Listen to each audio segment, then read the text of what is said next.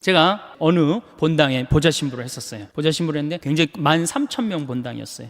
7개 꾸리야, 7개 꾸리야. 이제 그 성지순례, 여성 꾸리아가 성지순례를 하는데 관광버스가 10세대가 가는 거예요, 10세대가. 근데 이제 보좌신부랑 가고 싶은 거예요. 꼬시는 거예요. 신부님, 우리랑 성지순례 가요, 난 싫습니다. 그때만 해도 대단했거든요. 요즘은 좀 덜하지만. 왜 가기 싫습니까? 아니, 갈 땐 거룩한데 올 땐 너무 정신이 없어서 난 싫다. 걱정하지 말고 그런 일이 있어도 우리가 막아주겠다. 네, 알겠습니다. 갔어요. 갈 땐 정말 거룩하게 가더라고요. 근데 올 때는요, 이게 장난이 아니에요. 이 아파트촌에 있었던 성당인데 젊은 엄마들인데, 아니 내리자마자부터 술을 박스로 먹더니 올라서서 취해갖고 그 복도 사이에 나와갖고 막 관광버스 춤을 추는 거예요. 막 오르니까 젊은 보좌신부랑 춤을 추고 싶은 거예요. 끌고 나가려고 그러는데 단장님들이 막았어요. 좀 맨 앞자리에 앉았고. 결국은 끌려 나갔어요. 저는 춤출 줄 모릅니다. 신부님 걱정하지 마세요. 우리가 다 알아서 할 테니까. 어떻게 알아서 해요? 내 손을 붙잡더니 막 추는 거예요. 한 5분 정도 이제 자매님들하고 춤을 춰갖고 이제 들어오려고 그랬더니 어딜 들어가니 오늘은 안 된다. 내 이 양복 뒷덜미는 힘이 왜 이렇게 좋아? 그러니까 갈 때는 자매님들인데 올 때는 아줌마로 변합니다. 아줌마로. 그래갖고 좀 앞에서 막 춤을 추면 저 뒤에서 뭐라고 그러냐? 야, 니네만 신부님 데리고 놀지 말고 뒤로 좀 보내. 앞에서 뒤까지 그냥 통제가 안 돼요. 통제가. 근데 저는 충분히 이해를 해요. 아니, 더 심하게 놀아도 전 된다고 생각해요. 더 심하게. 어쨌든 경찰이 뭐 있다 그래도 앉지도 않아요. 보라고 그러고 막. 그런데 성당 도착 2km 전에 기적이 일어납니다. 누가 갑자기 마이크를 잡더니 하늘에 계신 우리 아버지 이러면요, 자기 자리로 다 뛰어들어가. 알아서. 난 하늘에 계신 우리 아버지가 그렇게 전능한지 그때 알아봐요.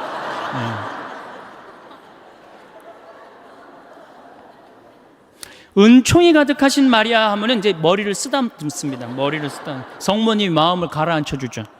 영광이 하면요 다시 우울 컨셉으로 돌아갑니다. 아니, 누가 하느님을 믿으면서 그렇게 우울하라고 그랬어요? 누가 하느님을 매일 성체를 영하면서 누가 그렇게 우울하게 살라고 그랬어요? 여러분들, 예수님께서요, 첫 강론, 당신이 구원 사업의 첫 강론이 뭐였느냐 하면은, 구약성서는 해지 말아라, 이거 하면 안 된다, 저거 하면 안 된다, 이렇게 하면 안 된다, 맨 해지 말아야 했는데, 예수님의 첫 강론은 뭐였냐면 해라야. 해라. 어떻게 해라? 행복해라. 첫 강론이 산상설교예요. 행복해라. 마음이 가난한 사람들 행복해라. 마음이 온유한 사람들 행복해라. 마음이 깨끗한 사람들. 첫 강론이 행복해라라는 강론이면 예수님이 우리에게 주고 싶었던 건 뭐였을까요? 행복입니다. 우리는 하나님을 믿으면서 행복해야 돼요. 근데 그놈의 행복은 다 2000년이 지나고 난 다음에 어디 가고 우리는 우울만 남아 있습니까? 5장 8절에 뭐라고 그러시냐면은, 너희는 기뻐하고 즐거워하여라. 하늘나라에서 받을 상이 크다. 이 기가 막힌 예수님의 강론을 우리는 왜 까먹고 사는지 몰라요. 이걸 이어받은 사도 바오로가 데살로니가전서 5장 16절에 뭐라고 그래요?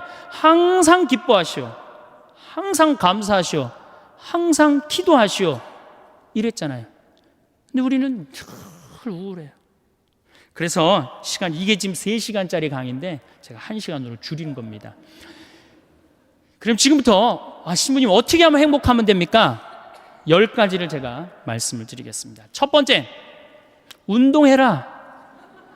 이게 건강이 최고입니다. 여러분들 하느님 이렇게 믿는다고 열심히 기도한다고 건강해집니까? 천만에요. 운동해야 돼. 운동. 스트레칭을 하든 수영을 다니든 30분을 걷든. 근데 내가 평창에 살고 있는데 시골 사람들보다 도시 사람들이 더 오래 살아요. 왜 더 오래 살까요? 운동해서. 여러분, 운동하십시오. 혹시 여기 몸 아픈 분들 성당에 나가면 나을까? 물론 하느님이 은총 주면 낫죠. 그 전에 운동부터 하세요. 뼈 아픈 분들 수영장 다니세요. 몸 아픈 분들, 여기저기 결린 분들 스트레칭 하십시오. 벤자민 플랭클린이라는 사람이 있어요. 미국의 독립의 그 선언문을 기초한 사람이에요. 이 사람이 뭐라 유명한 말을 했습니다. 여러분 많이 들었어요. 재산을 잃으면 조금 잃은 거고, 명예를 잃으면 반 잃었고, 건강을 잃으면 다 잃었다. 다 잃는 거예요. 아프면은 다 소용없어요. 다 소용없어요. 그러니까 운동해라. 두 번째, 감사해라. 우리 천주교 교우들이 제일 못하는 것 중에 하나가 감사야, 감사. 얼마나 감사해. 하나님이 물도 공짜로 주셨죠. 공기도 공짜로 주셨죠. 햇볕도 공짜로 주셨죠. 이 은총 속에 살아가면서도 왜 우리 감사하지 못해요? 저는 매일 평창에서 수원에 있는 어머니 아버지를 향해서 절합니다. 나 빚 없이 구김살 없이 키워주셔서 감사합니다. 또 여러분들 제 목소리 좋죠? 얼굴은 씹다 뱉은 수제비 같이 생겼어도 목소리 하나는 난 참 좋게 낳아주셨어요. 그래서 목소리 좋게 낳아주신 것에 대해서 항상 감사해요. 내가 가지고 있는 좋은 거를 늘 발견하려고 해야지, 내가 가지지 않은 거를 바라면 불행합니다. 동탄에 땅 사둘 걸 내가 왜 그걸 못 사뒀을까? 집에 갖고 매일 하면은 그 땅이 생깁니까? 안 생깁니다. 내가 가지지 못한 건 여러분들 욕심을 내면 안 돼요. 항상 내가 가지고 있는 것에 대해서 감사해야 돼요. 여러분들 아이가 첫 걸음 걸었을 때 행복했어요, 안 행복했어요? 그것만 기억하라는 거예요. 지금 흰 눈동자 95%, 까만 눈동자 5% 뜨고 확 막 댐비고 소리 지르는 거, 그걸 생각하지 말고.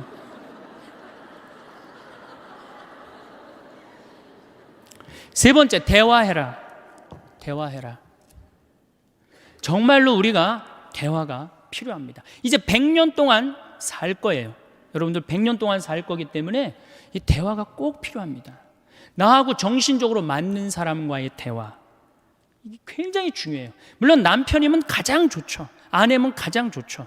남편과 아내가 안 된다면 성당에 영적으로 깊은 사람들이 분명히 있을 거예요. 그런 사람하고 친분을 가지세요. 밥 한 그릇 사줘가면서라도 투자하셔야 돼요. 여러분들 인생을 위해서 밥 한 그릇 사줘가면서 깊은 대화를 나눌 수 있는 그런 사람을 많이 가지고 있으면 있을수록 여러분들은 행복하게 살 수 있어요. 맨날 십자가의 길 20번 하루에 내가 해리라 그런다고 행복한 게 아니에요. 네 번째, 공부해라. 자, 여러분들 초등학교 6년, 중고등학교 6년, 대학교 4년, 12년, 16년 동안 공부해서 50살까지 먹고 삽니다. 50살까지. 자, 50살에서부터 100살까지 살려면 어떻게 해야 될까요? 다시 공부해야 돼. 근데 우리나라 사람은 공부를 안 해요. 이게 문제입니다. 큰 문제예요. 공부 안 하는 거. 다섯 번째, TV 시청을 반으로 줄여라. 지금 이 평화방송 중계하고 있는 걸로 알고 있는데 텔레비전이 문제 중에 문제입니다. 현대의 하느님이 누가 하느님이에요? 우리 예수님이 하느님이에요? 저는 예수님이 하느님이라고 생각하지 않아요. 텔레비전님이 하느님이라고 생각해요. 여러분들 거실 정가운데 누가 모셔져 계세요? 텔레비전님 모셔져 계시죠? 쇼판 누굴 향해서 배열되어 있어요? 텔레비전님을 향해서 배열되어 있어요. 말씀하십시오. 당신 종이 듣고 있나이다. 이러면서 아침에 일어나고 누구한테 제일 먼저 문안 인사드려요? KBS님 안녕히 주무셨습니까? 더 기가 막힌 건 뭔 줄 아세요? 텔레비전님이 주무시기 전에는 절대 안 잡니다. 텔레비전님이 주무셔야지 나 오늘 하루 일과가 끝났구나. 그리고 텔레비전님이 바로 주무시면 나도 바로 불 끄고 주무셔요. 이 기가 막힌 거죠. 이거 현대 하느님? 하느님 아니에요. 여러분들이 하느님하고 영적인 세계에 빠져들으려고 그러면 텔레비전만 치시면 깊은 세계에 빠져들 수 있어요. 영적인 세계. 아니, 하늘만큼 땅만큼 하루만 안 봐도 하늘도 없고 땅도 없는 것 같아요.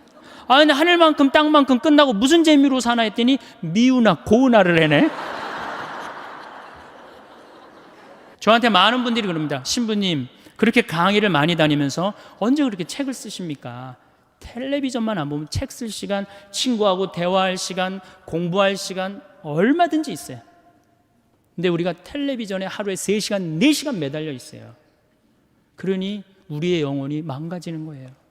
여러분들 정말로 행복하고 싶으시면 텔레비전을 치시고 그 시간에 공부하고 운동하고 감사하고 대화하시는 거예요. 여섯 번째, 행복하려고 그러면 신앙생활을 해라. 우리 신부님이 천주교 신부면서도 여섯 번째로 미루는 게 좀 섭섭할 수 있을 거예요. 그래도 어쨌든 여섯 번째, 신앙생활을 해라. 이게 우리 천주교가, 제가 욕 많이 했지만 그래도 괜찮은 종교입니다. 우리 천주교가, 내가 내 동창 신부 중에 죽산성지 있죠? 죽산성지 옛날에 그 본당 신부를 했었는데, 할머니 한 분이 30년 동안 개신교, 옆에 있는 개신교 다니다가 어느 날 개종을 했어요. 개종을 해갖고 성당을 또 열심히 다니는 거예요. 네 할머니가 다리가 딱 부러졌어요. 부러졌는데 택시를 타고 맨날 미사 참여를 오는 거예요. 신부가 그랬어요. 할머니 봉송체도 있고 그러니까 내가 갈 테니까 할머니 돈 들여서 나오지 말아라. 그랬더니 이 할머니 정말 또 명언을 하나 했어요. 신부님 괜찮아요. 내가 이 천주교 다니고 보니까 저 개신교 다닐 때보다 이 천주교 훨씬 싸게 먹히니까 괜찮다.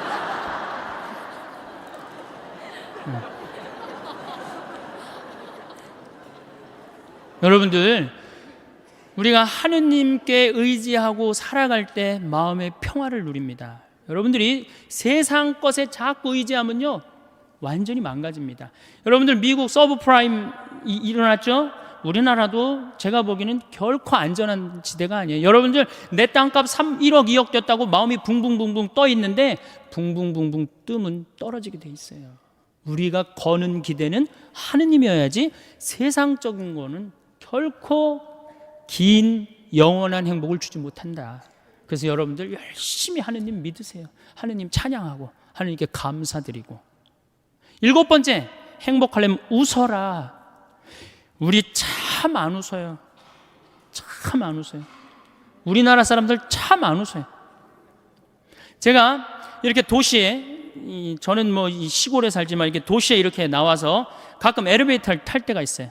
그럼 이렇게 여자들은 좀 웃으면 그렇지만 남자들은 이렇게 눈이 마주치면 반드시 제가 이렇게 웃어줍니다. 그럼 저쪽에서도 웃어주면 정말 좋겠는데 저쪽에서는 눈빛이 내가 저놈을 어서 봤더라. 그러니까 내가 이게 빵긋 웃어준 내가 더 이상한 거예요. 빵긋 웃어준 내가 더 이상한 거예요. 그러니까 여러분들 사진 찍으라고 그러면은 웃는 사람 몇 명 있어요? 절대 안 웃죠. 안 웃어 버릇했으니까. 이게 마취를 하고 수술한 사람이랑 간지러움을 태우고 수술한 사람이랑 깨어날 때 누가 덜 아프다 그래요? 간지러움을 태우고 수술한 사람이 훨씬 덜 아프다. 웃는 건 우리 삶의 큰 활력입니다. 민주주의하고 공산주의하고 결정적으로 갈린 이유가 뭐예요? 민주주의가 승리하고 공산주의가 망한 결정적인 이유는 뭐예요? 저는 민주주의는 웃어서 일어난 거고 공산주의는 안 웃어서 망했다고 저는 생각해요. 여러분들, 북한 공산주의를 이렇게 비춰줄 때 웃는 거 본 적 있으세요? 거의 없어요. 개그 프로그램이 없어요.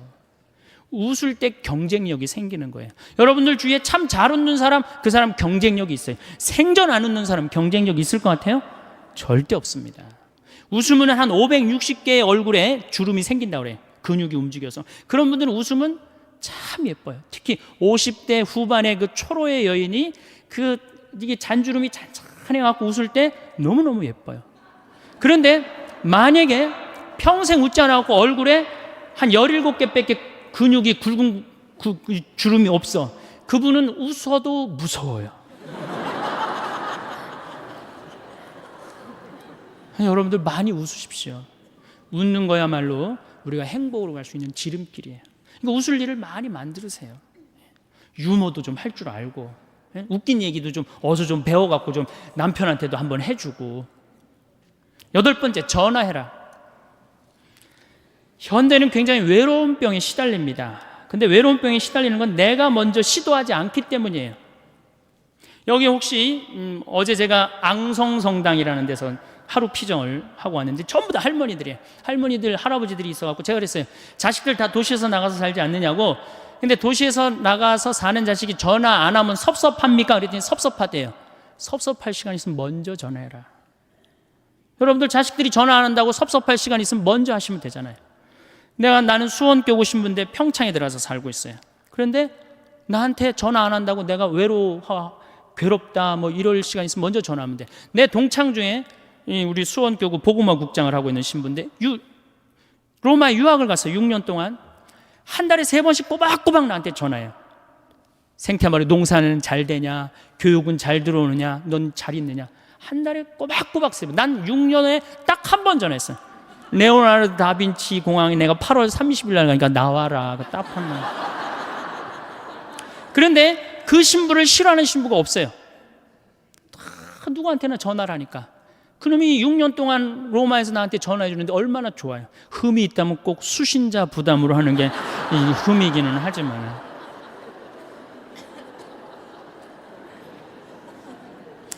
아홉 번째, 자기 자신에게 친절해라. 자기 자신을 사랑하지 않는 사람은 어느 누구도 사랑할 수 없습니다.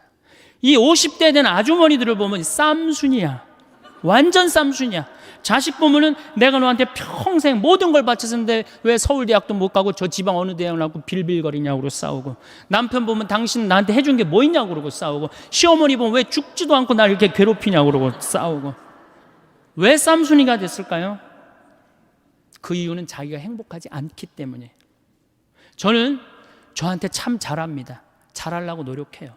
저는 내가 냉면이 먹고 싶다 그러면 총회장이 사줄래나 부회장이 사줄래나 성무회장이 사줄래나 안 기다립니다. 냉면이 먹고 싶으면 내 돈 들여서 내가 사 먹어요. 아니, 총회장이 내가 냉면이 먹고 싶은지 무슨 짜장면이 먹고 싶은지 어떻게 알아요? 그걸 기다리고 언제 앉아 있어요? 여러분들도 여러분들 먹고 싶은 먹고 싶은 게 있으면 여러분들 돈 들여서 사 먹어요. 그리고 오늘 당장에 애들 학원 먼저 끊어요. 학원 끊고 그 돈 가지고 일단 여행 먼저 갔다 오세요. 그럼 자식한테 절대 원망하지 않습니다. 10번째, 이웃에게 친절해라. 9번째까지 하면은 매력 없는 사람이에요. 근데 우리 천주교 하느님 믿는다 그러면서 얼마나 우리가 정말로 강팍하게 사는지 몰라요. 정말 이 사람들이 매일 십자가 얘기라고 매일 참회 예절하는 사람인가 의심이 갈 정도로 강팍하게 삽니다. 여러분들 1,000원 가지고 괴로워하고 갈등하고 아파해 본 적 있어요, 없어요? 있습니다. 지하철을 탔어요. 갑자기 문이 열리더니 어두운 밤에 캄캄한 이러면서, 아니 이 맹인이 이렇게 장님이 이렇게 지나가고 있어요. 그럼 그때부터 괴로워하기 시작하는 거예요. 1,000원을 줘야 되나 말아야 되나. 이게 앞에 지나가면 이제 얼굴이 빨개졌다 하얘졌다 합니다. 이걸 꺼내, 아무도 안 주는데 이게 용기가 안 난다. 뒷꼭지 보고 무슨 생각을 하냐면 그래도 1,000원을 줄 걸. 이런 나를 하느님이 보고 무슨 생각을 할 것 같아요? 저걸 천당에 데리고 와야 되나 말아야 되나. 하느님도 똑같이 내가 이웃한테 베푸는 만큼 하느님도 베풀어요. 근데 이놈은 1,000원을 가지고 그렇게 갈등하고 괴로워하고 힘들어하니 그게 무슨 십자가의 길을 했는데 무슨 소용이 있어요? 사실 저는 제가 신학교 2학년 때 명동에, 저는 수원신학교 졸업했기 때문에 명동에 오면서 갈등을 한 적이 있어요. 아니, 전철에 앉아 있는데 지나가는 거예요. 1,000원을 줘야 되나 말아야 되냐. 굉장히 결국 못 줬어요. 신학교에 가만히 앉아 있는데 기가 막히더라고. 하느님 위해서 모든 걸 내놨대는데 이놈은 1,000원 가지고 이렇게 괴로워하고 번뇌하고 아파하는 내 자신이 너무 한심하더라고요. 그 다음부터 저하고 약속을 했어요. 만나면 무조건 5,000원, 10,000원을 주리라. 1년에 몇 번 만나요. 그 후로 5,000원, 10,000원을 주고 나니까 그렇게 평화로워요. 5,000원, 10,000원을 주고 나니까 그 다음에는 10,000원, 20,000원도 너무너무 쉬워요. 100,000원도 쉬워요. 여러분들 어때요? 내가 시장에 나갔어. 시장에 나갔는데 저기서 이 다리 잘린 분이 고무 타이어하고 끌고 와. 야, 하늘나라에 공덕살 기회가 왔다 하고 내줘야 되는데 무슨 생각해? 제발 내 쪽으로만 오지 말아다오.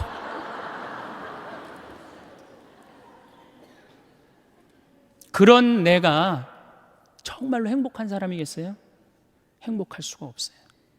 저는 교황님의 말씀이, 요한 바오로 2세 말씀이 정말로 현대인들한테 중요한 의미를 주고 갔다고 생각해요.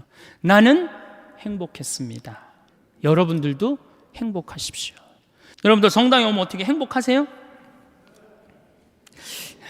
제가 항상 이렇게 강의를 다닐 때 보면 이 이상한 대답이 나와요. 이 지금과 같은 대답이. 저는 그렇게 생각하지 않아요. 천주교 컨셉은 우울이에요. 천주교 컨셉은 행복이 아니에요. 천주교 컨셉은 우울입니다. 개신교는 찬양, 기쁨, 감사, 영광, 알렐루야, 아멘이에요. 근데 우리 천주교는 참회예절, 양심성찰, 봄판공, 가을판공, 십자가의 길, 요즘 지내는 사순식이야. 이 컨셉은 우울입니다. 우울. 우리는 우울해야 돼. 우울해야 돼. 우리는 기쁘면 안 돼요. 성당 나오면 기쁠 게 뭐 있어요? 우선 여러분들을 부르는 용어 자체가 참, 여러분들 보면 전 참 신앙의 신비를 많이 느껴요. 용어 자체가 뭐냐? 신자야. 이거 뜻을 풀이하면 믿을 신의 놈자자예요. 그럼 신자 여러분, 그러면 뭐라고 그러는 거예요? 믿는 놈들 여러분 이러는 거예요. 그래도 좋고 행복하다고. 이렇게 성당에 꽉 찬 거 보면 성령의 역사가 아니면 불가능하죠. 개신교는 뭐라고 부릅니까? 성도라고 그래요. 거룩한 무리 여러분, 믿는 놈들 여러분, 거룩한 무리 여러분. 틀리지 않아요? 예? 뭔가 여러분들, 제가 21세기는 서비스의 시대, 웰빙의 시대라고 하는데, 서비스가 되지 않는 공동체는 망하게 돼 있어요. 그런데 이게 믿는 놈들 여러분 그러고 있으니, 개신교는 성도 여러분이라고 있는데, 불교는 불자라고 그래요. 불자, 부처님의 아들. 그래서 불자님이 가능한 거예요. 절에는 불자님 그러죠? 부처님의 아드님. 여러분들 신자님 이런 소리 들어본 적 있어요? 들어본 적 없죠? 그러니까 이 불자님들은 이런 극 서비스를 받으니까 시주를 하면 얼마를 하느냐? 한 번 하면 10만 원에서 100만 원 합니다. 거룩한 무리들은 한 번 하면 10,000 원에서 10만 원 합니다. 믿는 놈들은 1,000원만 하면 되는 거야. 그러니까 천주교 교우들 헌금 안 낸다고 욕할 필요 하나도 없다는 거예요. 정말로 우리 교회가 교우들을 정말로 감동을 시켜주고 서비스를 해준다면은 전 교우들 헌금 많이 된다고 믿습니다. 네. 그래서 이 로리 베리 존슨이라고 최고 경영자 CEO라는 책을 쓴 개신교 미국의 그 컨설팅 회사 사장이 있어요. 그분이 예수님이 서비스의 CEO라는 거예요. 섬김의 CEO. 예수님이 이 세상에 오셔서 뭐라 그랬어요? 나는 섬김을 받으러 온 것이 아니라 섬기러 왔다. 마태복음 20장에 나오는 얘기예요. 또 마태복음 23장에 너희 중에 높은 자리에 앉고 싶으면 어떻게 해라? 낮은 자리에 가서 섬겨라. 이게 예수님이 마지막 날 그것도 모자라서 최후의 만찬 때 내 뜻을 이 친구들이 모르면 어떻게 할까? 마지막으로 보여주신 행동이 제자들의 발을 씻겨주는 거예요. 종이 돼서 섬긴 거예요. 내가 너희들을 섬겼듯이 너희들도 서로 어떻게 해라? 섬겨라. 그런데 우리는 섬기는 모습을 어디 가도 볼 수가 없어요. 우리 교회는 명령하고 통치하고 다스리는 면이 훨씬 큽니다. 섬기는 것보다는. 저는 얼마 전에 개신교 목사님들 헌금 무슨 세금 안 낸다고 막 큰 교회들 막 두들겨, 저기 막 언론에서 그랬죠? 막 두들겼죠? 그런데도 거기에 3만 명, 5만 명 왜 맨날 올까요? 와서 행복하기 때문에. 내가 목사님이 그러는 거 상관없어요. 내가 와서 너무너무 행복해. 너무너무 기뻐. 그들은 일주일 내내 스트레스를 받아도 교회 가면 그 스트레스를 다 풀어. 근데 우린 일주일 내내 스트레스 받아도 성당 가도 또 스트레스 받는 경우가 많다 이거예요. 신부님 강론이 참, 뭐 저도 신부지만은 좀 그렇죠? 네.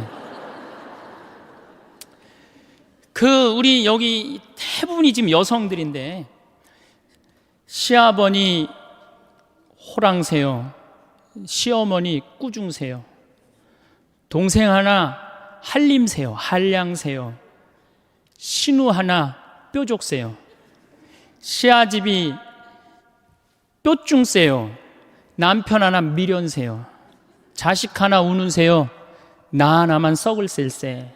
이 며느리들이 이렇게 스트레스를 받고 살아요. 귀 먹어서 3년이요, 눈 어두워서 3년이요, 말 못해서 3년이요. 석삼년을 살다 보니 배꼽 같던 내 얼굴 호박꽃 다 되었네. 3단 같던 내 머리 비사리 춤이 다 되었네. 비단 같던 내 고운 손결 오리발이 다 되었네. 이게 우리 며느리들의 아픔이고 고통이에요. 그래갖고 그냥 스트레스를 받아갖고 주일날 하루 이렇게 와서 좀 앉아서 위로를 받고 박수도 치고 좀 이게 좀 이렇게 좀 하려고 그러는데, 우린 시작할 때부터 어떻게 해요? 미사 시작할 때부터 내 탓이요, 내 탓, 미치는 거죠. 이 안 미치겠어요, 여러분들? 그러니까 이 성가 소리를 들어보면요, 정말 기가 막혀요. 이게 우울의, 우리 천주교 우울의 이 표상이 이 성가인데, 그 중에 최고의 성가가 주여 임하소서예요. 얼마나 정말로 우울하게 부르는지 몰라요. 주여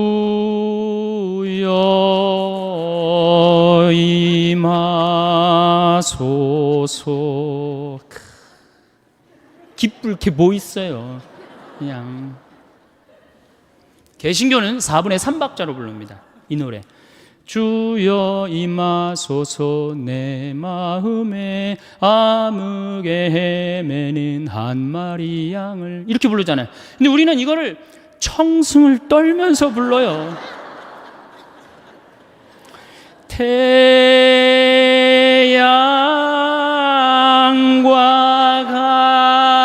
같으신 사랑, 이거 뭐 여기에 무슨 뭐 찬양이 있고 경배가 있고 영광이 있어요.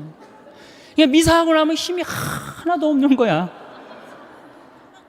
일주일 내내 스트레스 받고 성당에 와서도 완전히 그냥 뭉개지고 가는 거예요. 그러니까 제 말은 천주교의 기본 컨셉은 우울이다 이거예요. 우울. 그럼 우울의 극치가 있어요. 성지순례입니다. 이게 우리 천주교 성지순례, 이게 많이 바뀌어야 되는 건데 5월이나 9월 달에 성지순례를 가요. 그렇죠? 5월이 얼마나 계절이 예뻐요. 장미 만발하고 정말 꽃 철쭉 막 펴 있고 얼마나 이게 가슴이 막 이렇게 봄처녀 이렇게 뛰듯 뛰어요. 그래서 성지순례를 가요. 9월 달에 코스모스 만발할 때 성지순례를 갑니다. 그리고 레지오에서 이제 성지순례를 가요. 관광버스를 타고 가는 거예요. 하늘은 파랗고 정말 만물이 이제 뭐 생동하는 계절에 성지순례를 가는데 마음에 맞는 자매하고 또 같은 차에 타게 됐어. 옷도 예쁘게 입고 막 돈 이렇게 주머니도 차고 이렇게 간식도 찾는데 레지오 단장이 딱 보니까 이거 너무 들떴어. 우리 기본 컨셉은 우울인데. 그럼 이제 버스에 올라올 때 하면 바로 묵죽 꺼내라 그래. 묵죽. 그래갖고 꼭 이 고통의 신배를 이제 시작하네. 뭐 예수님 뭐 가시관 쓰심을 묵상합시다. 뭐 두들겨 맞으심을 묵상합시다. 뭐 피땀 흘리심을, 이렇게 오단하고 나면요 하늘이 파랗게, 뭐가 지금 파래. 지금 예수님이 지금 십자가에 올라갔다 내려왔는데 그것만 해도 제가 보기엔 충분해요. 그런데 이제 솔매를 이제 성지순례를 가면 이 또 누가 사회자가 김대건 신부님의 생애를 또 읽기 시작하네. 이게 또 그걸 이제 구구절절히 읽으면 관광버스 안에 한숨 소리가 이제 나오는 거예요. 아유, 우리 신부님, 불쌍한 신부님. 그래갖고 이제 신부님이 이제 조선에 이제 부제 때 이제 이렇게 입국을 해서 보니 참 조선교회가 기가 막히잖아요.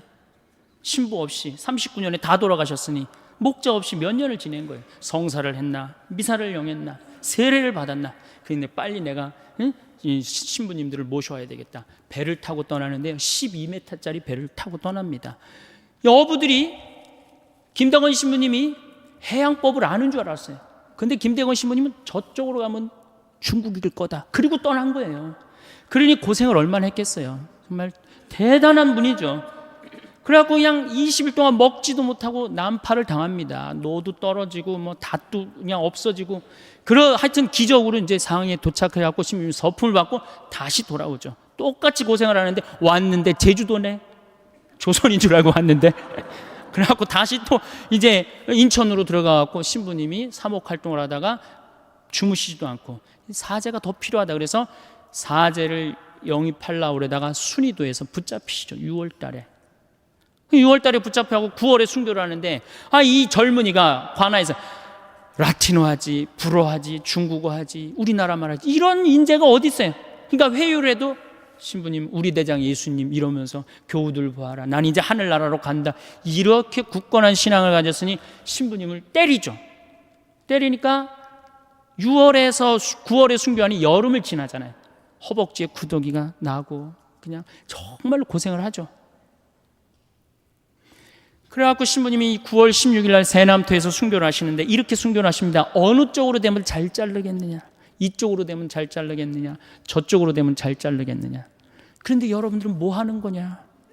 이렇게 훌륭한 신앙 성도를 모시고 사는데 주일미사일 제대로 나오냐, 선교를 제대로 하냐. 그럼 교우들은 또 고개 팍 숙이고 우울 컨셉으로 나가는 거죠. 자, 장하다 순교자 합시다. 장하다 장성, 그러니까 장례차가 가는 거야, 관광버스가 아니라. 그러다 어느 사이에 이제 그렇게 하다 보면 성지에 도착을 합니다. 그러면 시키지 않아도 십자가 얘기를 알아서 해요. 이제 십자가 얘기를 끝나고 밥을 먹는데, 이 사회자, 이 단장이 보기엔 좀 미안하다면 1년에 한 번 나오는 건데 술을 먹이기 시작해요. 한 잔씩 먹으라고. 갈 때는 거룩한데 올 때는 이상한 모습이 나옵니다. 갈 땐 분명히 장하다로 갔는데 올 땐 차차차로 오는 거예요. 이게 우리 한국 천주교의 모습이에요. 한국 천주교의 모습. 개신교는 처음부터 거룩하게 가서 끝까지 거룩하게 옵니다. 중간에 뭐 노래하고 박수치고 춤추고 없어요. 왜? 이미 교회에서 다 했기 때문에 이건 성지순례로 끝나는 거예요. 우리는 한 번도 한 적이 없어. 이제 1년에 유일하게 한 번 스트레스 풀 수 있는 시간은 돌아오는 길이야. 그 시간은 광란의 시간이 돼야지 스트레스를 푸는 거예요. 미치는 거죠. 통제가 안 돼요, 그 시간에는. 보면 화장실 갈 때도 춤추고, 제가 이렇게 성지순례 다닐 때마다 저 사람이 저런 끼가 있는 줄은 꿈에도 몰랐다. 그런 사람 참 많아요. 1년 내내 고개 숙이고 다니니까 얌전한 줄만 알았지. 2006년에 판사가 110명이 임명이 됐는데 그중에 남자가 56명, 여자가 54명. 그러니까 둘 중에 하나가 여자라는 거죠, 여자가. 근데 2007년에는 판사가 90명이 임명이 됐는데 남자가 32명, 여자가 58명. 그러니까 여자가 2배가 많은 거예요. 근데 2007년에 외무고시는 31명이 합격을 했는데 남자가 10명, 여자가 21명. 그러니까 뭐든지 지금 여자가 2배로 합격률이 높습니다. 제가 어디 강의를 갔는데 강의가 끝나고 난 다음에 어느 중학교 선생님이 저를 찾아왔어요. 신부님, 우리 학교에 큰일이 났습니다. 뭐 이렇게 큰일이 났습니까? 그랬더니 남자 학부형들이 대책회의를 한대요. 무슨 대책회의를 하냐? 1등부터 10등까지는 여자아이들이 하고 11등부터 남자아이들이 한대요. 그래갖고 어떻게 하면 우리 아들을 10등 안으로 집어넣을 수 있을까? 그 대책회의를 한대요. 그래서 21세기는 정말로 여성의 시대다. 왜 여성의 시대가 왔느냐? 왜 남자애들이 시험을 못 보느냐? 조사를 해봤는데 이유는 딱 한 가지래. 컴퓨터 게임 때문에 그렇다고 그래요. 지금 중고등학교 아이들 모든 가정의 갈등의 원인은 컴퓨터 게임입니다. 그 다음에 또 남자의 특성 중에 하나는 개떼처럼 몰려다니는 걸 좋아한대, 남자애들. 그러니까 이 여자아이들하고 경쟁해서 이길 수가 없다는 거예요. 그러니까 지금 초등학교, 중고등학교 아이들에서는 지금 훨씬 더 많이, 이미 미국은 하버드 대학에 여학생이 더 많이 합격을 하고 있죠. 이렇게 살기 좋은 세상이 왔는데 우리나라 여자들은 사회에 참여하지 않습니다. 16대 국회의원 때 우리나라 여성 국회의원이 16명이었어요. 300명 중. 17대 39명이었어요. 10% 겨우 넘었습니다. 스웨덴은 47%, 덴마크는 28%. 그러니까 잘 사는 나라일수록 어때요? 여성의 사회 참여율이 높습니다. 근데 우리나라는 이렇게 살기 좋은 세상이 왔는데 우리나라 여성들은 사회에 관심이 없어요. 엎어지든 뒤집어지든 대운하가 되든 말든 그게 그렇게 중요하지 않습니다. 정말 중요한 건 뭐예요? 자식 교육. 여기에 미쳐 있어요. 또 하나, 텔레비전. 이 두 가지에 미쳐 있어요. 이게 정신이 없는 거예요. 이 자식 교육을 보면은 우리나라 여성들이 얼마나 자식 교육에 미쳐 있느냐 하면은 요즘 엄마들은 애를 하나밖에 안 놓잖아요. 하나밖에 안 놓으니까 임신을 딱 하는 순간 내가 하느님께서 나에게 정말로 생명을 주셨구나. 이 생명이 세상에 나와서 행복하게 살았으면 좋겠다. 이 자연을 마음껏 누리고 살았으면 좋겠다. 이런 생각 안 합니다. 임신하는 순간 내 뱃속에 서울대학 C가 들어왔다고 생각을 해요. 서울대학 C가. 이 C를 잘 꼽혀갖고 서울대학에 집어넣어야 된다고 생각을 해요. 그래서 이 C한테 글자를 가르치기 시작합니다. 도화지에 이렇게 써놓고 대한민국 대통령, 뭐 판사, 좋은 건 다. 요즘은 2개 국어를 할 줄 안다고 애들이 뱃속에서 알아듣는다고 영어로 How are you today, my baby? It's cold. 요즘 춥다 이거죠. 그리고 영어로 얘기를 한다는 거예요. 그러니까 얘는 뱃속에 있으면서부터 교육을 받습니다. 이걸 뭐라고 그러냐면 태교라고 그러죠. 참 불쌍한 아이들이죠. 엄마의 태를 열고 세상에 나왔어요. 세상이 얼마나 이뻐요. 구름도 예쁘고, 지금 달이 너무너무 이쁘게 떴더라고요. 달도 이쁘고 별도 이쁘고 비도 이쁘고 눈도 이쁘고, 그 이쁜 걸 아파트 베란다 창문을 통해서 보고 싶은데 이 잔인한 엄마들이 너는 세상을 볼 시간도 없고 자격도 없어. 그래서 아파트 베란다 창문, 큰 창문의 한쪽에는 가나다라마바 차타카타를 붙여놓고 또 반대 창문에는 A, B, C, D, E, F, G를 붙여놓는단 말이에요. 누워서 모빌이 돌아가는데 기역, 니은, 디귿, 리을이 돌아가요. 창문을 봐도 글자, 모빌이 돌아가는데도 글자. 겨다닐만 할 때 되면 우리 엄마들이 어떻게 하느냐? 텔레비전에는 텔레비전이라고 그 밑에다 써놓고, 의자에는 의자라고 써놓고, 냉장고에는 냉장고라고 써놔요.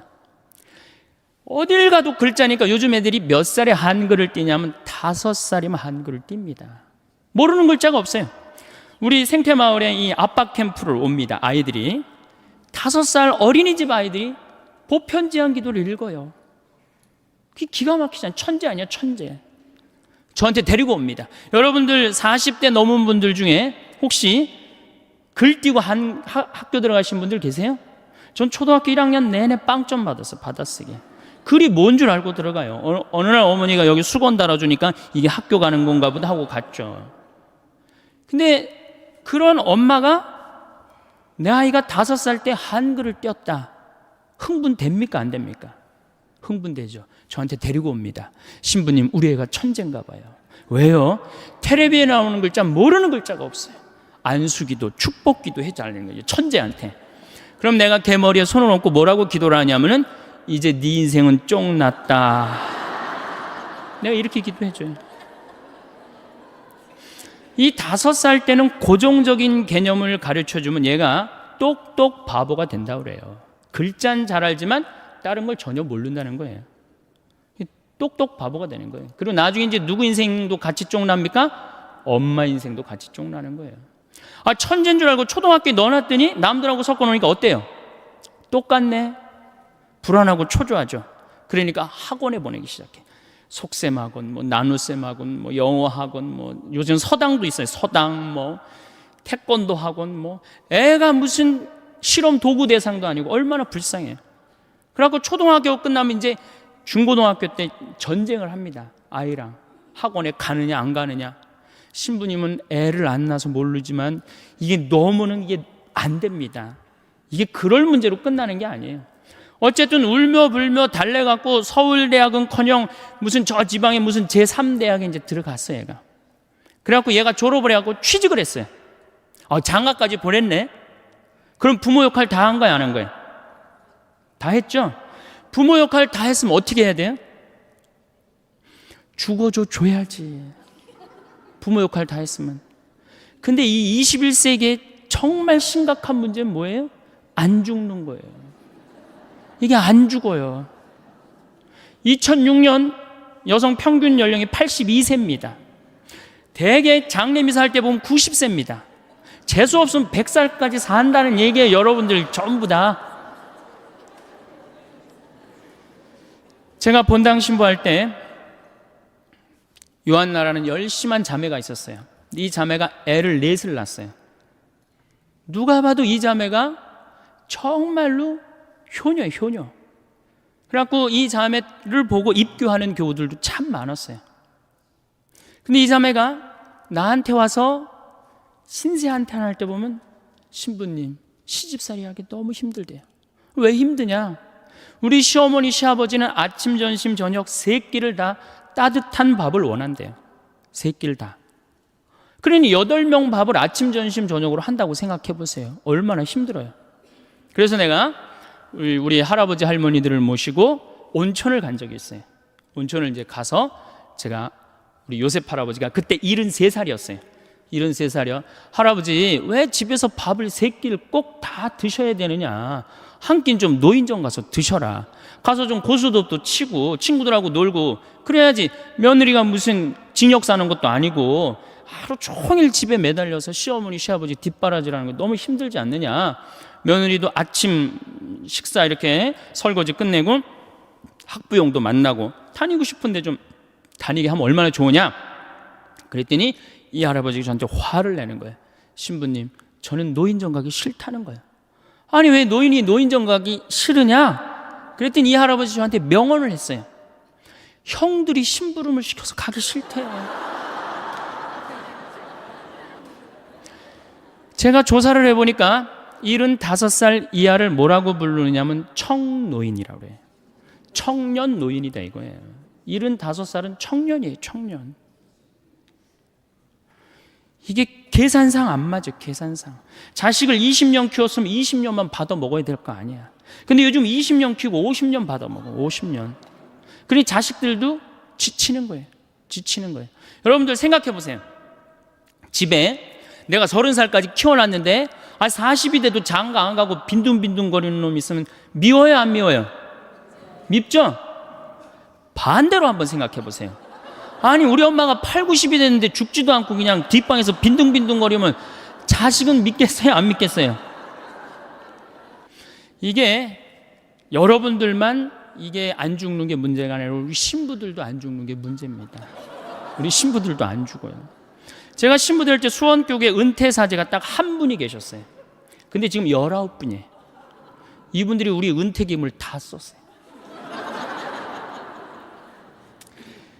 지금 우리 은퇴사제들 제가 보기에는 한 80으로 늘려야 되지 않을까. 이탈리아는 실질적으로 이런 일이 있습니다. 93살 먹은 본당 신부님이 은퇴를 안 하는 거예요. 왜냐하면 신부는 은퇴하면은 찾아오는 사람이 누가 있어요? 1년만 찾아오고 그 다음부터 아무도 안 찾아옵니다. 그러니까 이 신부님이 하여튼 정신이 오락가락하면서도 은퇴를 안 하는 거예요. 얼마나 정신이 오락가락하느냐. 이 장례 때 이게 장례인지 혼배인지 헷갈리는 거예요. 네. 그러니까 장례 때 혼배 강론하고 혼배 때 장례 강론하고 주교님이 머리가 아픈 거예요. 그래서 주교님이 하루는 이 신부님을 찾아가서 신부님 은퇴를 그렇게 하라고 그러셔도 은퇴도 안 하고 그러니까 내가 보좌 신부 하나 보내줄 테니까 웬만한 건 보좌한테 맡기고 신부님은 좀 주일 미사만 그렇게 하시라고. 신부님이 보좌를 준다니까 너무너무 좋잖아. 이태리는 한 신부님이 3성당을 맡고 그러거든요. 너무너무 좋으니까 이제 보좌를 기다렸는데 보좌가 딱 왔는데 70살짜리를 보낸 거야. 정말로 문제죠. 자, 왜 제가 늙는다는 것은 70이 되고 80이 돼도 돌아가시지 않는 건 큰 축복입니다.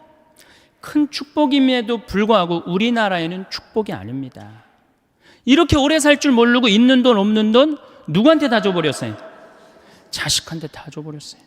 나이를 먹으면 3가지가 문제예요. 첫 번째 몸이 아프고, 두 번째 친구가 없고, 세 번째 돈이 없어요.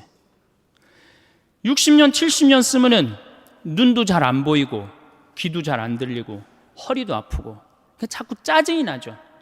여기저기 아프니까 짜증이 나고 신경질을 자꾸 부리게 됩니다.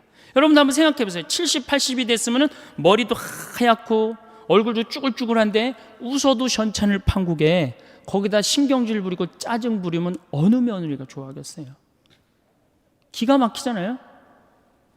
젊은 사람들은 나이 먹은 분들의 고통을 모릅니다. 뭐 때문에 힘들어하는지. 나이를 먹으면 제일 먼저 어디에 문제가 와요? 이에 문제가 옵니다. 어금니가 빠져요.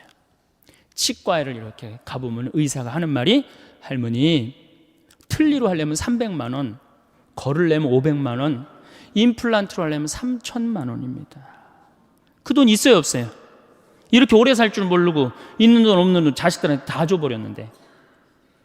그러니까 이제 설 얼마 전에 설이 지났잖아요. 설 한 달 전에 아들한테 전화를 합니다. 얘야, 내가 요즘 이가 아파갖고 소화도 안 되고 골도 아프고 잠도 안 온다. 그럼 이 아들이 딱 알아들어야 되는데, 여기 지금 40대 되신 분들, 여러분들 어머니 아버지 이 어금니 몇 개 빠진 거 아는 분들 계세요? 없습니다. 그러니까 이 아들이 뭐라고 그러냐, 어머니 소금으로 양치하세요. 소금으로. 헬 이빨이 있어야지 해든지 말든지 해야지. 아들은 모르는 거, 어머니 어금니가 있는지 없는지. 그래갖고 이제 2주 전에 이제 아들이 어머니 이 없으신 거 아니에요? 제가 해드릴게. 이러면 참 마음이 편안하겠는데 소금으로 해려니 이제 속이 끓는 거죠. 한 번 또 전화를 합니다. 내가 요즘 이가 더 아파갖고 소화도 안 되고 정말로 잠도 안 온다. 어머니 왜 내 말을 이렇게 안 들으세요? 소금으로 하라니까. 그래갖고 설날을 갖고 용돈을 주고 가는데 딱 10만 원을 딱 주고 가면은 이게 이제 우라통이 터지는 거예요. 어디 가서 얘기하긴 창피하고 자식 욕먹이는 것 같고 자기 자존심 상하고. 누굴 찾아오냐면 본당 신부를 찾아옵니다. 신부님, 내 말 좀 들어보세요. 그러면 이 할머니들이 내 말 좀 들어보라고 그러면은 아들이 이 안 해준 얘기만 하면 제가 다 알아들어요. 근데 이제 70, 80된 할머니들이 내 말 좀 들어보라고 그러면 꼭 어디서부터 시작하냐면 대동아 전쟁부터 이제 시작을 해요. 거기부터 이제 시작을 해야지 이제 마음이 풀리는 거예요.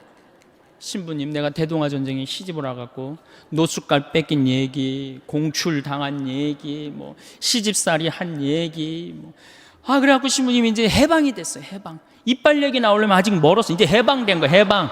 네. 그래갖고 좀 살만했더니 글쎄 6.25가 터지지 않았어요. 1.45 때 고생한 얘기. 그리고 이제 53년부터 62년까지 똥구멍이 찢어지게 가난한 얘기를 합니다. 할머니, 똥구멍이 찢어지게 가난한 게 뭐예요? 신부님, 말도 마십시오. 전쟁 끝나고 먹을 거 아무것도 없는데 9월에 이제 추수를 하면 먹을 게 2월에 떨어진다는 거예요. 보리는 5월에 피는데 이 식구는 한둘도 아니고 이게 다 먹고 살아야 되는데 먹을 게 어디 있어? 그러니까 풀뿌리 캐서 먹고 산 나물 캐서 먹고 이제 그것도 이제 모자라면은 배가 고프 모자라면 제일 요깃거리가 소나무 껍질이래. 안에 속껍질. 그걸 이렇게 껍질을 벗겨갖고 말리면은 이제 물기가 말라지면은 그거를 갈아갖고 국에다 넣어서 먹는데요. 그럼 그렇게 배가 부르대요. 근데 이 소나무 껍질이 야채랑 과일의 섬유질하고는 질적으로 틀립니다. 이거는 들어가면은 수분이 쫙쫙 빠져갖고 딱딱하게 굳는 거예요. 그래갖고 대장에 가면 돌덩어리가 되는 거예요. 소나무 껍질이. 그러니까 이게 딱딱한 돌덩어리를 빼내니 똥구멍이 찢어지는 거죠. 똥구멍이 찢어지게 가난하게 고생한 얘기. 그래갖고 논 팔고 소 팔고 이렇게 해갖고 내가 내 자식을 이렇게 키워놨는데 나 늙었다고 이렇게 내 이해 하나 해주지 않는다고. 신부님, 나 인생 헛살았다. 불행한 거죠. 불행한 거죠. 인생 헛살았다. 신부님, 억울해서 못 살겠다. 그 얘기를 합니다. 자, 이렇게 몸이 아파요. 그 다음에 친구가 없어요. 나이를 먹으면은 자꾸 줄어듭니다. 떠나가고 죽고. 그리고 내가 한번 친구한테 얻어먹었으면 그 다음에 또 사야 되는데 내가 돈이 없어. 그러면은 안 만나게 되는 거예요. 자꾸 자신감이 없고 방 안에 있는 거예요. 우리나라 노인들은 너무너무 불쌍한 거예요. 외롭고. 거기다 이제 속까지 좁은 거죠. 왜? 누가 친구야? 뒷방에 벽이 내 친구야. 인생 복귀하는 거 매일 앉아서 대동아 전쟁부터 쫙. 그러니 한숨 한 번 쉬고 벽 한 번 쳐다보고 한숨 한 번 쉬고. 그러니까 속 좁죠. 짜증 부리죠. 신경질 부리죠. 얼굴 쭈글쭈글하죠. 머리 하얗죠. 이런 시어머니 90까지 모시고 산 며느리 있으면은 장례미사 끝나자마자 본당 신부가 할 일이 있습니다. 교황청에 연락해서 그 며느리 바로 시성식 해줘야 돼. 대단한 며느리입니다. 대단한 며느리. 끝으로 돈이 없어요. 이게 제일 문제입니다. 나이를 먹어갖고 돈이 있으면은 어떻게 해요? 절대 괄시 안 받습니다. 근데 돈이 없으니까 한 60, 70까지는 효심으로 하지만 80, 90 넘어가면 효심으로 못합니다. 그때는 사랑으로 해야 되는데 우리는 사랑도 없어요. 사랑도. 제가 이 불란서 쌍젤리제 거리를 이렇게 밤에 가보니까 거기에 쫙 있는 분들이 할머니들밖에 없어요. 할아버지들밖에. 와인 한 잔 시켜갖고 탁 팔짱 끼고 나와서 음악 듣고 집시들이 연주하면 1유로 탁 내고. 젊은 사람 하나도 없어요. 젊은 사람. 작년에는 제가 재작년이네. 오스트리아 비엔나를 갔다 왔어요. 갔다 왔는데 거기 비올라 공부하는 친구랑 제일 맛있는 음식점이 시청 근처래요. 그래서 거기 가서 먹자. 17명이 밥을 먹는데 15분이 할머니, 할아버지. 2명만 젊은 사람이야. 야, 젊은 사람이 다 어디 갔느냐? 신부님, 제가 밥 먹고 젊은 사람이 있는 데를 알려드리겠습니다. 밥을 먹고 공원을 딱 갔는데 거기에 젊은 애들이 우유 하나, 빵 조각 하나로 전심을 때우는 거예요. 그 젊은 애들 천재. 우리나라 명동은 어떻습니까? 누구 천재예요? 이게 뭐가 잘못된 거죠. 젊은 애들이 돈을 벌었어요. 사회를 위해서 공헌한 게 있어요. 근데 이 정말로 평생 이 나라를 위해서 공헌하고 돈 벌고 자식 키운 할머니 할아버지는 명동에서 찾아볼 수 없고 젊은이만 득실득실하니 이 나라 거꾸로 가는 거 아니에요? 우리나라 노인들은 어디 가면 볼 수 있어요? 파고다 공원에 가면 볼 수 있어요. 완전히 거꾸로 돼 있는 거예요. 완전히. 그러니까 이게 문제죠. 여러분들 뭔가 심각한 걸 못 느껴요? 우리 사회가 이게 뭔가 뒤집어져도 완전히 뒤집어진 거 못 느끼세요? 자식들한테 그렇게 잘해주는 나라 없어요. 일본만 해도 대학 들어가면 아버지가 손을 잡고 은행에 갑니다. 누구 이름으로 대출 받아요? 아들 이름으로 대출 받습니다. 그래갖고 얘가 대학을 졸업하면 자기 월급에서 갚는 거예요. 근데 우리는 장가 갈 때까지 다 해줘. 1억 7천이 들어간대요. 그러니까 있는 돈 없는 돈 다 주고 난 다음에 그냥 죽으면 서로 속 편하고 상당히 좋은데 다 주고 난 다음에 안 죽는단 말이야. 50년 동안 안 죽어요. 반평생, 반백년. 이 소중한 인생을 우리는 다 날린단 말이야. 그러니까 우리나라는 행복지수가 178개국 중에 102개국, 102등이에요. 경제는 세계 10위라고 그러는데 행복지수는 왜 100등이 넘어갈까요? 태어나자부터 공부하죠. 입시지옥에 시달리죠. 부모들은 아파트에, 애 학원비에, 등록금에, 노인들은 있는 돈 없는 돈 자식들한테 다 줘갖고 행복하지 않아요. 행복한 삶의 시작은 우리 몸과 마음에 활력을 불어넣는 것에서 출발합니다. 매일 아침 일어나 몸을 움직이는 것만으로도 하루는 전혀 다른 모습으로 시작됩니다. 운동이라고 해서 거창할 필요는 없습니다. 집 앞을 천천히 걷거나 공원에서 가벼운 체조를 하는 것만으로도 충분합니다. 몸을 움직일 때마다 우리 안에 잠들어 있던 에너지가 깨어나고 혈액이 온몸을 돌며 생명력을 전해줍니다. 특히 규칙적인 운동은 단순히 몸의 건강만을 위한 것이 아닙니다. 땀을 흘리며 몸을 움직이다 보면 마음속 깊이 쌓여있던 스트레스와 걱정들이 자연스럽게 해소됩니다. 운동 후 느끼는 그 상쾌함과 성취감은 하루 종일 우리를 든든하게 지탱해주는 힘이 됩니다. 몸이 건강해야 마음도 건강해지고 마음이 건강해야 진정한 행복을 느낄 수 있습니다. 웃음 또한 우리 삶에 놀라운 변화를 가져다 줍니다. 진심으로 웃을 때 우리 몸에서는 행복 호르몬이 분비되어 자연스럽게 기분이 좋아집니다. 웃음은 전염성이 있어서 한 사람의 밝은 웃음이 주변 사람들까지 덩달아 기분 좋게 만들어줍니다. 하루에 한 번이라도 진심으로 웃을 수 있다면 그날은 이미 성공한 하루라고 할 수 있을 것입니다. 웃음은 우리 삶의 경쟁력이 되고 어려운 상황에서도 희망을 잃지 않게 해주는 소중한 선물입니다. 행복의 가장 확실한 열쇠 중 하나는 감사하는 마음입니다. 우리가 당연하게 여기는 많은 것들을 다시 한번 돌아보면 감사할 일들이 참 많다는 것을 깨닫게 됩니다. 아침에 눈을 뜰 수 있다는 것, 따뜻한 잠자리에서 편안히 잠들 수 있다는 것, 맛있는 음식을 먹을 수 있다는 것, 이 모든 것들이 사실은 기적과 같은 선물들입니다. 감사는 단순한 마음가짐이 아니라 세상을 바라보는 관점 자체를 바꿔줍니다. 같은 상황이라도 감사하는 마음으로 바라보면 긍정적인 면들이 보이기 시작합니다. 비가 내리면 식물들이 자랄 수 있어서 감사하고 해가 나면 따뜻함을 느낄 수 있어서 감사합니다. 이런 작은 감사들이 모여서 우리 마음을 풍요롭게 만들어줍니다. 감사하는 습관을 기르기 위해서는 의식적인 노력이 필요합니다. 매일 잠자리에 들기 전 오늘 하루 감사했던 일들을 떠올려보는 시간을 가져보시기 바랍니다. 처음에는 큰 일들만 떠오르겠지만 점차 작은 일상의 순간들도 감사의 대상이 된다는 것을 발견하게 될 것입니다.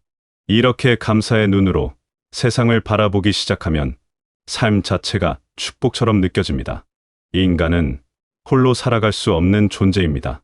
다른 사람과의 깊은 교감과 소통이야말로 진정한 행복의 원천 중 하나입니다. 마음이 통하는 사람과 나누는 깊이 있는 대화는 그 어떤 오락이나 취미보다도 큰 만족감을 줍니다. 서로의 경험과 생각을 나누고 공감하며 이해해가는 과정에서 우리는 삶의 의미를 더욱 깊이 느끼게 됩니다. 좋은 관계를 유지하기 위해서는 기다리기만 해서는 안 됩니다. 먼저 손을 내밀고 먼저 안부를 물어야 합니다. 외로움을 느낄 때일수록 다른 사람에게 먼저 연락해 보시기 바랍니다. 상대방도 혹시 외로움을 느끼고 있을지 모르니까요. 전화 한 통화나 문자 하나로 시작된 대화가 서로에게 큰 위로와 기쁨이 될 수 있습니다. 특히 이웃과의 관계는 우리 일상에 큰 영향을 미칩니다. 계단에서 마주치는 이웃에게 먼저 인사하고 작은 도움이라도 기꺼이 주고받는 마음이 중요합니다. 이웃에게 베푸는 친절은 결국 우리 자신에게로 돌아옵니다. 서로 돕고 살아가는 공동체 안에서 우리는 더 큰 안정감과 행복감을 느낄 수 있습니다. 작은 친절 하나가 전체 마을의 분위기를 바꿀 수 있고 그 따뜻함 속에서 모두가 더 행복해집니다. 끝없는 배움 속에서 성장하기, 나이가 들수록 더욱 중요해지는 것이 바로 배움입니다. 배움은 우리 마음을 젊게 유지해주고 삶의 활력을 불어넣어줍니다.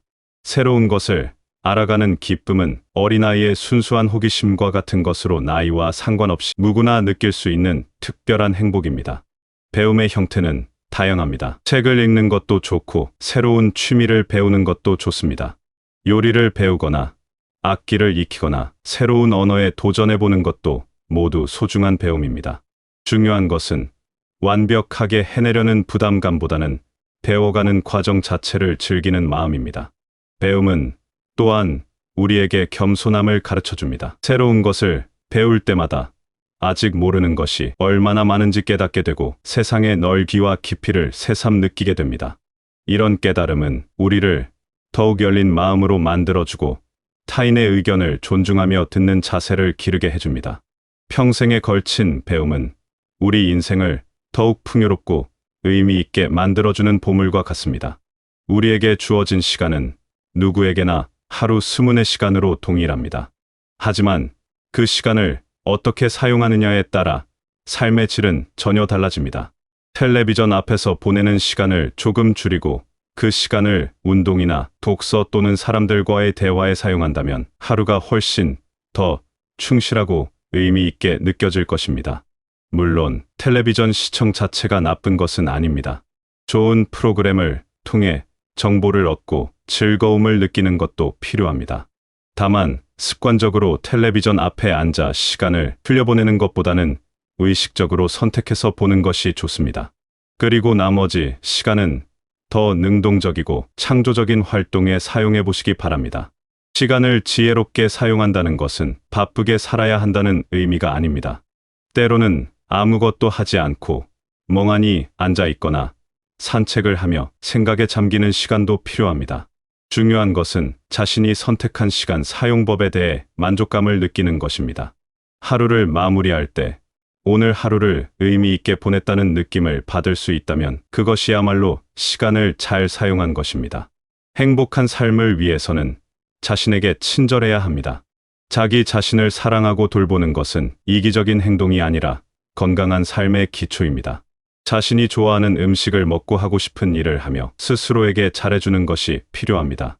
자신의 감정을 소중히 여기고 몸의 신호에 귀 기울이며 충분한 휴식을 취하는 것도 자기 사랑의 표현입니다.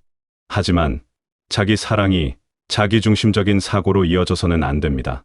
진정한 행복은 자신만을 위한 것이 아니라 타인과 나누는 것에서 찾을 수 있기 때문입니다.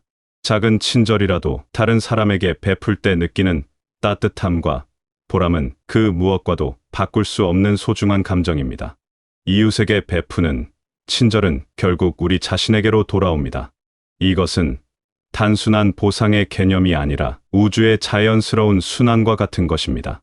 선한 행동과 친절한 마음은 보이지 않는 끈으로 연결되어 세상을 더 따뜻한 곳으로 만들어줍니다. 우리가 베푸는 만큼 우리도 받게 되고 그 속에서 진정한 평안과 행복을 찾을 수 있습니다. 이 인생의 가을과 겨울을 맞이한 지금 여러분의 마음속에는 수많은 경험과 지혜가 쌓여 있습니다. 때로는 몸이 예전 같지 않아서 힘들고 때로는 마음이 외로워서 슬플 수도 있습니다. 하지만 여러분이 지금까지 살아온 모든 순간들이 얼마나 소중하고 의미 있는 것인지 잊지 마시기 바랍니다. 여러분의 존재 자체가 이미 충분히 가치 있고 아름답습니다. 조급해하지 마시고 자신의 속도에 맞춰 천천히 걸어가시면 됩니다. 매일 작은 감사를 찾고 몸을 움직이며 사람들과 소통하고 새로운 것을 배우는 소소한 일상들이 모여서 큰 행복이 됩니다. 어려운 날들이 있더라도 포기하지 마시기 바랍니다. 내일은 오늘보다 조금 더 밝고 따뜻한 날이 될 것입니다. 여러분의 남은 인생이 감사와 기쁨, 그리고 평안으로 가득한 축복받은 시간이 되시길 바라겠습니다.